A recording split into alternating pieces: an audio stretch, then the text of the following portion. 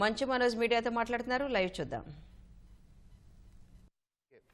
కానీ వాళ్ళ నాన్న ఆస్తుల కోసం కొట్లాడుతున్నాడా, మంచి కోసం నిలబడుతున్నాడా అనేది ఈరోజు మీకు సాయంత్రం వచ్చిన ప్రూఫ్స్ అన్నీ వదులుతాను. మా నాన్న మీద గన్ను పెట్టి కాల్చే వినయ్కి, మా అన్నకి సాయంత్రం ప్రతిదీ చెప్తాను. చెప్పాను కదండి వినయ్ అని మా అన్న విష్ణు అని. అవునండి, నన్ను హాజరుపరచమన్నారు, 10:30 రమ్మన్నారు. మీరందరూ చూశారు. నాకు మొన్న ఫస్ట్ రోజు తగిలి బాగా నొప్పి వచ్చింది, మెడ, కాలు. 3 వారాల క్రితం ఫైట్లో నాకు మజిల్ టైర్ అయింది, గ్రేడ్ 1 టైర్ రైట్ లెగ్లో. లెఫ్ట్ లెగ్లో మళ్ళీ దెబ్బలు తగిలాయి మొన్న. సో అందుకే కొంచెం బ్యాలెన్స్ ఇది ఉంది. మందులు హెవీ మెడికేషన్ ఇచ్చారు, హెవీ ప్యాచ్ కూడా వేశారు. దానివల్లే కొంచెం నడుస్తున్నాను. అండ్ ఇప్పుడు అందుకే రిక్వెస్ట్ చేసుకొని, సార్ నాకు కొంచెం టైం ఇవ్వండి, పాప ఉంది, సెటిల్ చేసుకొని నేను వస్తాను సార్, కొంచెం సెట్ చేసుకొని అని పోలీసులు గారికి రిక్వెస్ట్ చేసుకొని ఇప్పుడు బయలుదేరుతున్నాను సార్. దాని గురించే సార్ చెప్పాను.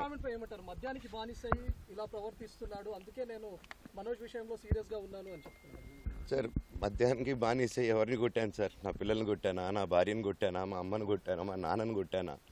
ఇవన్నీ నీ మద్యానికి బ్యాలెన్స్ అందరినీ కొడుతున్నాను, పొన్నాలు కొడుతుంటే సీసీటీవీలు తెప్పిండి సార్. అది దొంగతనం చేసింది నేను కాదు సార్, అది తెప్పిండి సార్ అంతా. అప్పుడు మాట్లాడదాం సార్, మనోజా ఎవరా అని చెప్తానండి. నాకు ఇంకా కొంచెం క్లారిటీ రావాలి. కమిషనర్ ఆఫీస్కి వెళ్తాను, వాళ్ళని కలుస్తాను, రిక్వెస్ట్ చేసుకుంటాను, మాట్లాడుకొని వాళ్ళు ఏం చెప్తారు. 5:30కి మాట్లాడతానన్న. థ్యాంక్స్ రంజిత్ అన్న, ఇంకా అన్న సారీ అన్న, సూర్యం అన్న, సారీ అన్న.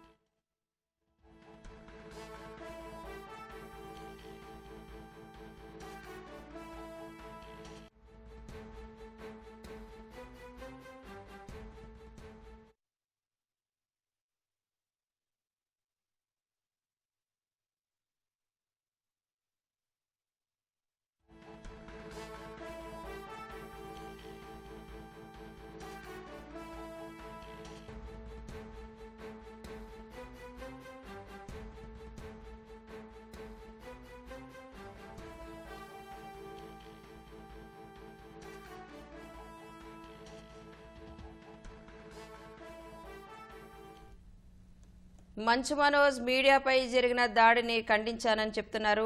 నేను ఇంటి వాళ్ళ మీద కానీ ఆదాయం మీద కానీ ఆధారపడలేదని చెప్తున్నారు. అలాగే సొంతంగా వ్యాపారం చేసుకుంటూ నాది నేను సంపాదించుకుంటున్నాను, ఆస్తుల కోసం మా నాన్నతో గొడవ పడుతున్నాను అనేది వాస్తవం కాదని చెప్తున్నారు. ఇవాళ పోలీసులు విచారణకు కూడా హాజరవుతానని అంటున్నారు. సాయంత్రం 5:30కి అన్ని విషయాలు చెప్తానని చెప్పారు.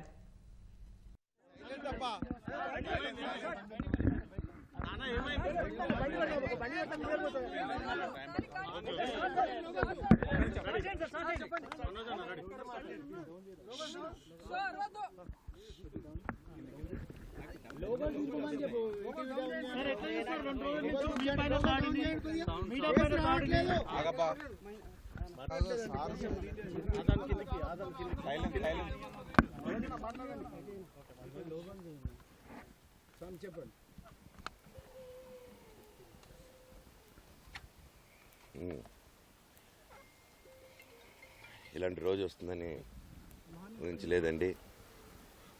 నిజంగా మీడియా మిత్రులకి, ముఖ్యంగా 2 అన్నలకి నా క్షమాపణలు. మా నాన్న తరఫున, మా అన్న తరఫున నేను సారీ అడుగుతున్నాను. నేను నీ తమ్ముడు అనుకోండి, మీ వాడిని అనుకోండి, మీకు నీ తోడుంటాను. మీకు ఏదున్నా నాకు ఫోన్ చేసేదండి. నేను ఇప్పుడు ఒక్క కాల్ దూరంలోనే ఉంటాను. I'll always be there to support you and your family. And I'm sorry. నా కోసం సపోర్ట్ చేసేదానికి వచ్చి మీకు ఇలా జరగడం నాకు చాలా బాధగా ఉంది. నా భార్య పేరు లాగుతున్నారు, 7 నెలల కూతురి పేరు లాగుతున్నారు.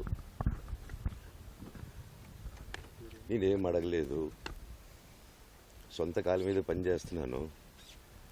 మా ఆవిడ కూడా వాళ్ళ ఇంటి వైపు ఏ డబ్బు తీసుకురాలేదు, వాళ్ళ ఇంట్లోనూ డబ్బు అడగలేదు, నేను అడగలేదు, ఆస్తి అడగలేదు. మా ఆవిడ 7 నెలలు గర్భవతిగా ఉన్నప్పుడు తనకి 7 నెలలు ఉన్నప్పుడు మా అంకుల్ వాళ్ళు ప్రతి ఒక్కరూ 7 నెలలు కాదు 7 నెలలు తను ప్రెగ్నెంట్గా ఉన్నప్పుడు మా అంకులు విజయవాడలో ఉంటారు. అండ్ ఇక్కడ కొంతమంది అంకులు నాన్నగారు బాగా క్లోజ్. మనోజ్, నువ్వు ఎన్నో సంవత్సరాలు ఇంటి బయటగా ఉన్నావు, నీ సొంతంగా ఉన్నావు. మీ నాన్నగారు అమ్మగారు ఒకరే ఉన్నారు.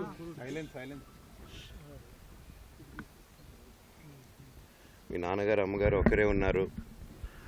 మీ అన్నయ్య ఏమో దుబాయ్కి షిఫ్ట్ అయిపోయాడు ఫ్యామిలీతో.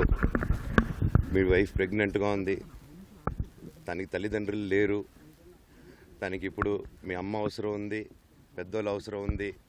నువ్వు అక్కడే ఎలా చూసుకుంటావు అంటే నాకు ఆ రోజు మా భార్య కూడా ఒకసారి వాళ్ళు అన్నీ చెప్తున్నారు కదా, ఎందుకండి ఒకసారి వినండి అంటే, సరేమ్మా నీకోసం వస్తాను అని చెప్పి మళ్ళీ తిరిగి రావడం జరిగింది. అండ్ నేను ఈరోజు నా గురించి ఆరోపణలు వేస్తున్నారంటే అది నేనేం చెప్పలేని, మీకు ఆధారాలు మాత్రమే చూపించగలుగుతాను. ఇప్పుడు వాళ్ళు చెప్పి నేను చెప్పి ఇది కరెక్ట్ కాదండి. నేను ఎప్పటి నుంచో కూర్చొని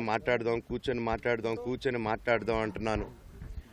పిల్లలకి లోకల్లో అక్కడ లోకల్లో ఉండేది ఎవరో కాదండి, మా బంధువులే అండి అందరూ.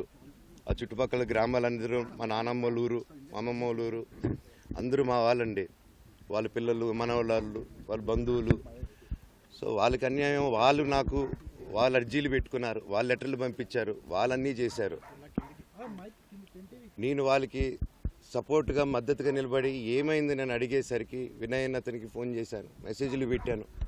సార్ వాట్ ఈస్ హ్యాపెనింగ్, నేను కావాలంటే కాలు మీద కూడా పడతానండి, ఈ ఇష్యూ క్లియర్ చేయండి, మాట్లాడుకుందాం అంటే చాలా దురుసుగా రిప్లైలు పెట్టారు.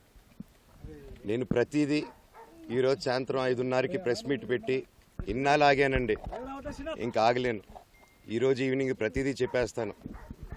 ఆ రోజు నేను పోలీసు సపోర్ట్ అడిగినప్పుడు స్టేషన్కి 100కి ఎందుకు ఫోన్ చేశాను, ఆ 100 దగ్గర నుంచి నేను పర్మిషన్ ఇస్తున్నాను, నాకు ప్రాబ్లం లేదు. మీరు ఒప్పుకుంటే మీ వల్ల అయితే 100లో నేను ఏం మాట్లాడానో మీరు తీసుకొని వినండి. ఆ రోజు ఆ హీట్ మూమెంట్లో జరిగిన మూమెంట్లో మాట్లాడాను. ఇంట్లో 10 బండ్లు ఉన్నాయి, అందరూ ఉన్నారు ఇంట్లో. మరి ఇన్ని బండ్లు ఉంటే ఇంట్లో ఎవరికైనా ఏదైనా అయితే కారుల్లో తీసుకెళ్తాం. ఆ రోజు 108 అంబులెన్స్ వచ్చింది మా ఇంటికి. ఈ విషయం ఎవరికైనా తెలుసా? పోలీసులు కూడా తెలుసు, అది ఎస్ఐ గారికి తెలుసు. అది బయటికి రాదు, కానీ రికార్డులో ఉంటుంది కదండి, అది కనుక్కోండి సార్ 108 ఎందుకు వచ్చిందని. అండ్ నిన్ను ప్రతిదీ నేను కొడుతున్నాను, ఇది చేస్తున్నాను అన్నారు కదా సార్, సీసీటీవీ కెమెరాలు తెప్పిండి సార్. నేను కిరణ్ని, విజయ్ని ఇమ్మీడియట్గా యాక్షన్ తీసుకోండి, వాళ్ళే దొంగతనం చేశారని చెప్పాను. ఆ కిరణ్ నిన్న మా ఇంట్లో మొన్న చెప్తే నేను చూసుకుంటా అన్నారు. నిన్న మా ఇంట్లోనే తిరిగాడు. మా ఇంట్లోనే తిరిగి మా నానీస్ని బెదిరించి ఒక అమ్మాయి పారిపోయేలాగా చేశారు. నిన్న నా కూతురు బట్టలు ప్యాక్ చేసేదానికి ఇట్లా ప్రయత్నించాడు అతను. అప్పుడు నేను కంగారుగా అప్పుడు డీజీ ఆఫీసులకి వెళ్ళి, భయం వేస్తుందండి పిల్లల జోలికి వెళ్తే, ఎవరికి ఇది. నేను అందుకే నాకు మా నాన్న దేవుడండి. ఈరోజైతే ఏదైతే చూస్తున్నారో మా నాన్నని, ఇది మా నాన్న కాదండి. నేను అబద్ధాలు ఆడేవాడిని కాదు. నా గురించి మీరు ఎవరినైనా ఎంక్వైరీ చేసుకోండి, నా ఫ్రెండ్స్ని అడగండి. నాకు చిన్నప్పటి నుంచి ఉన్న స్నేహితులు ఒక్కొక్కరు వేరే వృత్తిలో ఉన్నారు, వాళ్ళు సొంతంగా కాళ్ళ మీద కష్టపడిన వాళ్ళే అండి. అండ్ నేను కూడా నా సొంతంగానే వచ్చాను, కానీ ఏ రోజు ఇది చేయండి అది చేయండి అని అడిగింది లేదు. అండ్ ప్రతిదీ నేను సాయంత్రం వచ్చి మీకు ఎక్స్ప్లెయిన్ చేస్తాను. దయచేసి కోఆపరేట్ చేయండి. థ్యాంక్ యూ మీరు అందరూ ఉన్నందుకు. విజయ్ అనే వ్యక్తి నిన్న అంత చెప్పిన తర్వాత కూడా మా ఇంట్లోనే నన్ను కొట్టేటప్పుడు అతని కారు నింది వెనకాల నుంచి అలాగే వెళ్ళిపోయారు అందరు ఉండంగానే. మీరు అతని కారు నంబరు అతని సిగ్నల్ని దయచేసి ట్రాక్ చేయండి. అన్ని కంప్లైంట్లు పెట్టిన తర్వాత కూడా మా ఇంట్లో ఎందుకున్నాడు ఆ దొంగ? మీరు దయచేసి ఇది ఇమీడియట్గా చేసుకోండి. నేను సాయంత్రం లోపల ఒకసారి చెప్తాను సార్. ఇది కూడా మా నాన్న మీ షోల్డర్ మీద గన్ను పెట్టి కాలుస్తున్నారండి, క్లియర్గా కాలుస్తున్నారు. ఆయన నేను పనులు చేసుకుంటూ అన్ని రకరకాలుగా ఉన్నప్పుడు ఆయన బ్రెయిన్ వాష్ చేసుకొని నా వ్యక్తిగత జీవితంలో బయట పెట్టి నన్ను, నా వ్యక్తిగత జీవితం తప్ప అది కూడా నేనేం తప్పు చేయలేదండి. నేను ప్రేమించిన అమ్మాయిని పెళ్లి చేసుకున్నాను, అమ్మాయి కోసం పోరాడాను. దాంట్లో తప్పేంటంటే నాకు అర్థం కావట్లేదు. అండ్ ఈరోజు వచ్చి 10 మందికి నిలబడినప్పుడు నేను చెడ్డోడిని అయిపోయాను. ఎక్కడ సైన్ పెట్టమంటే పెట్టాను, రమ్మంటే వచ్చాను, పొమ్మంటే పోయాను. ఎన్ని సినిమాలు చేయమంటే అన్ని సినిమాలు చేశాను. అన్న కంపెనీల్లో పనిచేశాను, సాంగులు చేశాను, వాళ్ళకి రికార్డింగ్లు చేశాను, ఫైట్ డైరెక్షన్లు చేశాను. ఎంతో గొడ్డులా కష్టపడాను, మనసు పూర్తిగా సంతోషంగా చేశాను. నాకు ₹1 అడిగింది లేదు, ఆశించలేదు. నేను దానికోసం నాకు కావాలి, నేను పనిచేసిన దానికి కూడా నేను అడగట్లేదు. ఒకటే అడుగుతున్నాను, మీకు నిజం తెలియాలి. అందుకోసమే ఏంట్రా వీడు అన్నీ బయట పెడుతున్నాడు అనుకోవచ్చు, కానీ ఈరోజు నాకు భార్య పిల్లలు ఉన్నారండి. ఈరోజు నేను నిలబడకపోతే రేపు నా కొడుకు పెద్దోడైన తర్వాత, కూతురు పెద్ద అయిన తర్వాత వాళ్ళకి నేను సమాధానం చెప్పుకోలేను. నేను దొంగతనం చేసి వేరే వాళ్ళు కడుపులు కొట్టి నా పిల్లల మొహం నేను చూడలేను, ఆ కూడు నా పిల్లలకి పెట్టలేను. మా నాన్న నన్ను అలా పెంచలేదు, మా అమ్మ నన్ను అలా పెంచలేదు. మధ్యలో మా అమ్మ నలిగిపోతుంది. మా అమ్మని హాస్పిటల్లో అడ్మిట్ అయ్యారని చెప్పి నేను అబద్ధాలు ఆడారు. హాస్పిటల్కి వెళ్ళి చెక్ చేయించుకుంది అమ్మ. నువ్వు వెళ్ళిపో ఇంట్లో నుంచి, నువ్వు వెళ్ళిపోతే వీడిని చూసుకుంటావు మేమంటే, మేము మంచిగా మాట్లాడి పంపిస్తాం అంటే నమ్మి ఆవిడ 3 రోజుల నుంచి దడదడగా ఉంటే వెళ్ళింది అమ్మ. అంటే ఏజీకి వెళ్ళడం వాస్తవం చూపించుకొని ఇమీడియట్గా మా అన్నింటికి వెళ్ళిపోయి అన్నింట్లో పడుకున్నారు. మీకు ప్రతిదీ తెలుస్తుంది. ఈ రోజుల్లో ఏది దాచలేరు. మరి ఇంత క్యారెక్టర్ అసాసినేషను నేను చేయని దానికి చేశారు అని, నా భార్య వచ్చిన తర్వాత నేను చెడ్డోడినయ్యానని, అదే వాళ్ళ తల్లిదండ్రులు ఉండుంటే గమ్మునుంటారా అండి? ఈరోజు నేను గమ్మునుంటే ఎలా అండి? తనకి తల్లి అయినా తండ్రి అయినా అన్నీ నేనే అండి. ఈరోజు తను వాళ్ళ ఇంట్లో ఆధారపడదు, నేను మా ఇంట్లో ఆధారపడను. నేను నా సినిమాలు చేసుకుంటున్నాను. తను సొంతంగా ఒక టాయ్ కంపెనీ పెట్టుకుంది. లాక్డౌన్లో నా అహం బ్రహ్మాస్మి సినిమా మా ప్రేమ కోసం ఆపేసినప్పుడు నిర్దాక్షిణంగా నేను చెన్నైకి షిఫ్ట్ అయిపోయి ఈ ఊర్లో వద్దని మేము అక్కడ కూర్చొని, నేను మనోజ్ నువ్వు బొమ్మలు గీస్తావు కదా, కథలు రాస్తావు కదా, బొమ్మలకి ఆత్మనిర్భర్ అని నరేంద్ర మోడీ గారు ఇది అనౌన్స్ చేశారు. ఈ బొమ్మలు, నీకు బొమ్మలు ఇష్టం, పిల్లలు ఉన్నారు, మనమే క్రియేట్ చేద్దాం బొమ్మలు అంటే, లాక్డౌన్లో నేను డ్రాయింగ్లు చేసి కథలు రాసుకొని నా ఫ్రెండ్స్ దగ్గర కొంచెం అప్పులు చేసుకొని మేమే పెట్టుబడులు పెట్టుకుంటూ, నా ఫ్రెండ్స్ కూడా పెద్ద కష్టపడి వచ్చిన వాళ్ళండి, వాళ్ళకున్న కొంతలో నాకు పంచుకుంటూ మమ్మల్ని కాపాడుకుంటూ ఒకరినొకరు కాపాడుకుంటూ నిలబడి ఈరోజు మనీని నిలదొక్కున్నామండి. నేను నా భార్య, తను కష్టపడుతుంది. ఇప్పుడు కాశ్మీర్ నుంచి కన్యాకుమారి వరకు ఓన్లీ తను, నేను, ఇంకొక 3-4 కలిసి దీన్ని ఇంత దూరం తీసుకొచ్చామండి. ఈరోజు నేను మళ్ళీ సినిమాలకు వచ్చేసాను. అందుకే ఈరోజు నేను నిలబడిపోతే ఇది నా పిల్లలకి చెప్పేది కరెక్ట్ కాదు, ఎవరికి కరెక్ట్ కాదు. ఇన్నాళ్ళు గమ్మునున్నాను ఓకే, కానీ వాళ్ళ నాన్న ఆస్తుల కోసం కొట్లాడుతున్నాడా, మంచి కోసం నిలబడుతున్నాడా అనేది ఈరోజు మీకు సాయంత్రం వచ్చిన ప్రూఫ్స్ అన్నీ వదులుతాను. మా నాన్న మీద గన్ను పెట్టి కాల్చే వినయ్కి, మా అన్నకి సాయంత్రం ప్రతిదీ చెప్తాను. చెప్పాను కదండి వినయ్ అని మా అన్న విష్ణు అని.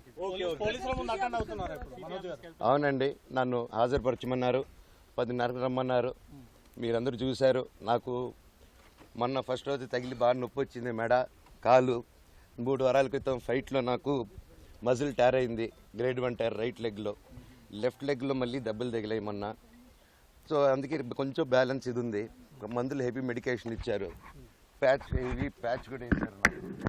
దానివల్లే కొంచెం నడుస్తున్నాను. అండ్ ఇప్పుడు అందుకే రిక్వెస్ట్ చేసుకొని, సార్ నాకు కొంచెం టైం ఇవ్వండి, పాప ఉంది, సెటిల్ చేసుకొని నేను వస్తాను సార్, కొంచెం సెట్ చేసుకొని అని పోలీసులు గారికి రిక్వెస్ట్ చేసుకొని ఇప్పుడు బయలుదేరుతున్నాను సార్. దాని గురించే సార్ చెప్పాను.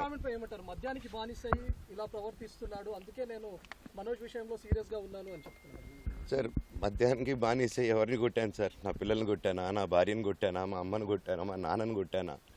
ఇవన్నీ నీ మధ్యాహ్నం బ్యాలెన్సే అందరినీ కొడుతున్నాను, పొన్నాలు కొడుతుంటే సీసీటీవీలు తెప్పింటి సార్. అది దొంగతనం చేసింది నేను కాదు సార్, అది తెప్పింటి సార్ అంతా. అప్పుడు మాట్లాడదాం సార్, మనోజా ఎవరా అని చెప్తానండి. నాకు ఇంకా కొంచెం క్లారిటీ రావాలి. కమిషన్ ఆఫీస్కి వెళ్తాను, వాళ్ళని కలుస్తాను, రిక్వెస్ట్ చేసుకుంటాను, మాట్లాడుకొని వాళ్ళు ఏం చెప్తారు. 5:30కి మాట్లాడతానన్న. థ్యాంక్స్ రంజిత్ అన్న.